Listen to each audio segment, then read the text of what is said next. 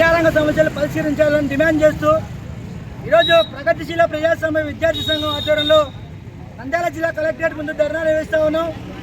అయితే తెలుగుదేశం ప్రభుత్వం అధికారంలోకి రాకముందు 84, 85, 115 జీవోలను రద్దు చేస్తామని హామీ ఇచ్చి అధికారంలోకి వచ్చిన తర్వాత హామీలను మర్చిందని ఈరోజు మేము తెలియజేస్తా ఉన్నాం. అయితే 115 జీవో ద్వారా ప్రభుత్వ పాఠశాలలు మరి మూసివేయబడ్డాయి. 4,500 పాఠశాలలు మూసివేశారు. వాటిని తక్షణమే మరి తెరవాలని ఈరోజు పీడిఎస్గా డిమాండ్ చేస్తూ ఉన్నాం. అలాగే హాస్టల్ సమస్యలు మరి అయోమయంగా ఉన్నాయి. పెండింగ్లో ఉన్న బెస్ట్ కాస్మెటిక్ ఛార్జీలు విడుదల చేయాలని ఈరోజు డిమాండ్ చేస్తూ ఉన్నాం. అలాగే హాస్టల్లో సొంత భవనాలు నిర్మించాలి. అద్దె భవనాలు తీసేసి ఏదో విద్యార్థులకు సొంత భవనాలు ఏర్పాటు చేయాలని ఈరోజు పీడిఎస్గా కూడా డిమాండ్ చేస్తూ ఉన్నాం. 7 నెలలుగా వస్తూ ఉంది. విద్యార్థులకు ఇప్పటివరకు మెస్ బిల్లులు కానీ కాస్మెటిక్ బిల్లులు కానీ ఇంతవరకు అందలేదు.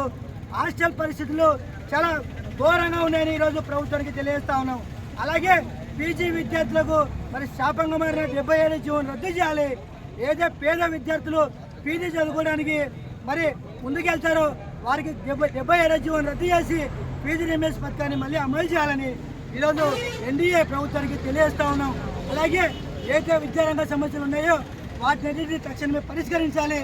లేని పక్షంలో రాష్ట్ర వ్యాప్తంగా పీడీఎస్ ఆధ్వర్యంలో పెద్ద ఎత్తున ఆందోళన చేపడతాం. అవసరమైతే జిల్లా అసెంబ్లీకి కూడా పిలుపునిస్తామని ఈరోజు డిమాండ్ చేస్తా ఉన్నాం.